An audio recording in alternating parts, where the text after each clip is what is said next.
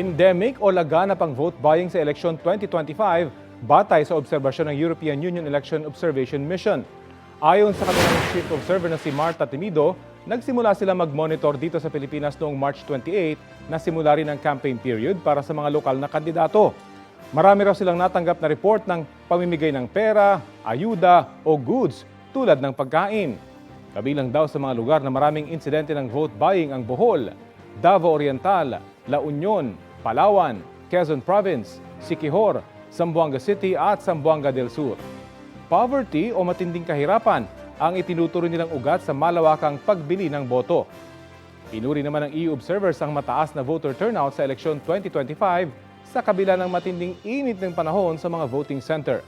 Ipinapakita raw nito na malaki ang pagpapahalaga ng mga Pinoy sa demokrasya. Ayon sa Parish Pastoral Council for Responsible Voting o PPCRV, nasa 80.27% ang voter turnout nitong eleksyon 2025. Sinisikap pa namin kunin ang pahayag ng COMELEC kaugnay sa mga obserbasyon ng European Union.